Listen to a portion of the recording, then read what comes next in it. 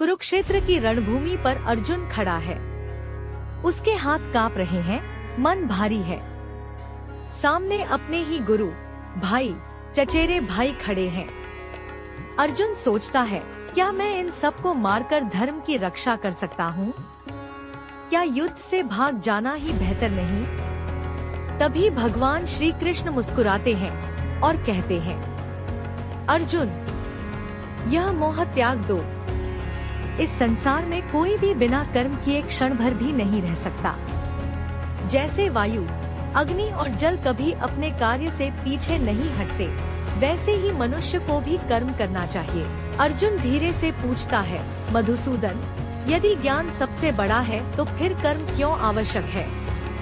कृष्ण गंभीर स्वर में उत्तर देते हैं, ज्ञान श्रेष्ठ है, पर कर्म के बिना ज्ञान अधूरा है।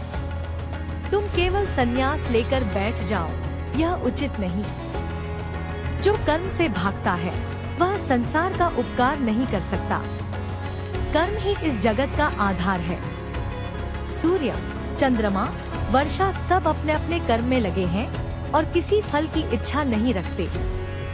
वैसे ही तुम्हें भी फल की आसक्ति त्याग कर कर्म करना चाहिए।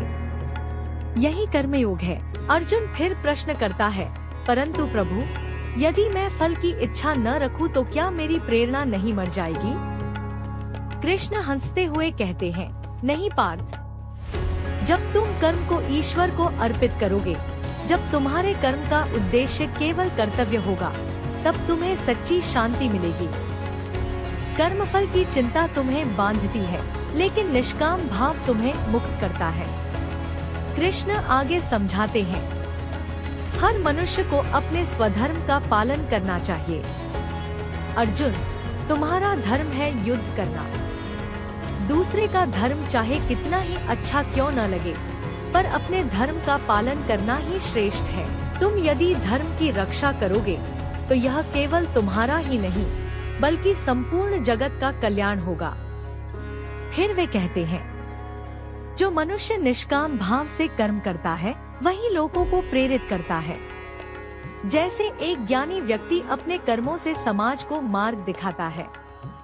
इसलिए उठो अर्जुन, अपने कर्तव्य का पालन करो। यही तुम्हारा धर्म है और यही ईश्वर की सेवा है। यह सुनकर अर्जुन का मन शांत हो जाता है। उसका मोह टूट जाता है। वह अपने धनुष गांडीव को दृढ़ता से पकड़ता है और प्रण करता है, हे कृष्ण, अब मैं अपने धर्म का पालन करूंगा। मैं कर्म करूंगा निष्काम भाव से, केवल धर्म की रक्षा के लिए। कर्म ही धर्म है। निष्काम भाव से कर्म करना ही गीता का सच्चा संदेश है।